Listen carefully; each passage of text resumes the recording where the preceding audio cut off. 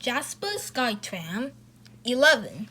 It probably wouldn't happen today, but back in the 1960s, in an era when mechanical geeks were experimenting with fancy new gimmicks, the Jasper Park authorities built this high-speed cable car to a lofty knoll on 2,466 meters, 888 feet, Whistler's Mountain. Hiking purists may disapprove, but the tramway provides an easy way for people of all ages and abilities to enjoy the beautiful alpine tundra. Takakkaw Falls, 12. First Nations people had it right when they named this thundering waterfall. Takakkaw translates as it is magnificent in the Cree language, and you'll probably find yourself thinking the same thing when you first set eyes on it. At a total weight of 384 meters, 1,259 feet, Takakkaw is the second highest waterfall in Canada, topped only by Della Falls on Vancouver Island. A trail leads through pine forest to the base of the falls, affording grand views across the valley toward Cathedral Mountain and the rest of Yoho National Park. Whitewater rafting, 13. There are few activities that induce a more white-knuckle, heart-in-mouth, seat-of-the-pants adrenaline hit than hurtling downriver in an inflatable raft armed with nothing but a paddle and a prayer. Despite the apparent danger, whitewater rafting is actually well within the capability of most people. Guided trips are run on many rivers, including the Bow, Kananaskis, and Kicking Horse. And while you're guaranteed to get soaked to the skin, you're sure to have a huge grin on your face once you're finally back on terra firma. Mountain Assiniboine, 14. If it's a taste of the walls you're yearning for, Assiniboine is where you'll find it. The mountain's rocket profile peak marks the start of some of the finest backcountry trails anywhere in the Canadian Rockies. With its secret lakes, soaring mountains, and remote backcountry campgrounds, Assiniboine feels like another world compared to the busy trails of Banff. It takes some effort and dedication to get here, though you'll need legs of steel, sturdy boots, proper supplies, and of course, a sense of adventure. Radium Hot Springs, 15. If we're in for the geothermal springs that bubble up from beneath the mountains, Banff and its neighboring national parks may never have come into existence. The craze for spa bathing was instrumental in attracting early visitors to the park during the late 19th century.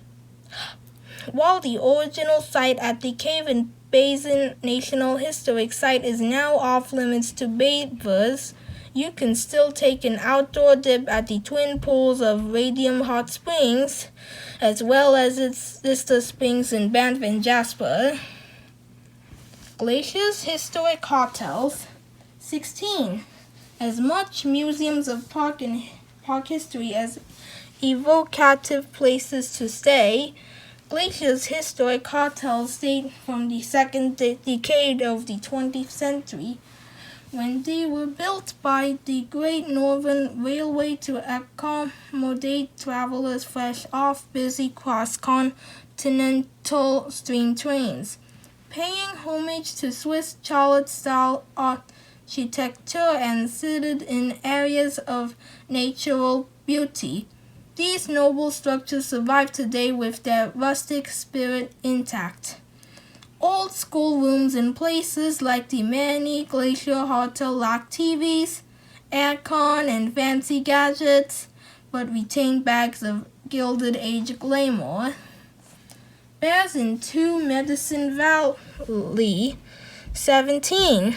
Bear sightings inspire the whole gamut of feelings in humans, from fascination, intrigue, and reverence to shock and blind fear. You can grab a cocktail of all 5 in the 2 Medicine Valley, once one of Glacier's national park's more accessible haunts, but in the days since car traffic diverted to the Going to the Sun Road, a deliciously quiet corner preferred by hikers, solitary fishers, and bears. At last, count the park had around 400 grizzlies and substantially more black bears. Athabasca Glacier. 18. Driving on a glacier sounds more like the kind of stunt pulled on a car-crazy TV show than something you could actually do. Right? Wrong. At Jasper's humongous Columbia ice field, specially adapted snow coaches crawl and crunch across the Athabasca Glacier, affording amazing views of crevasses, seracs, and an endless horizon of ice. You'll even get the chance to disembark briefly and set foot on the 400-year-old snow. The so-called ice explorers leave every 15 to 30 minutes from the Columbia Icefield Center in summer. Afternoon tea at Lake Agnes. 19. After slogging all day on the mountain trails around Lake Lewis, what could be more civilized than a cup of Earl Grey and a slice of homemade cake? The historic tea house at Lake Agnes has been serving refreshments to weary walkers since 1901, when it was built by the Canadian Pacific Railway, and it remains an ideal stop-off for portrait hikers tackling the trail to the Big Beehive. For an altogether partial experience, you can enjoy the Canadian $43 tea spread in the Chateau Lake Lewis. Waterton's Carthew-Alderson Trail. 20. Waterton's diminutive size means that everything's close at hand, from the local cinema and afternoon tea in the Prince of Wales Hotel to the Carthew-Alderson Trail. Your highly priced day pass into flower-embellished high alpine tundra with barely a tree to break the vista. Even better, you don't need a cable car to get there.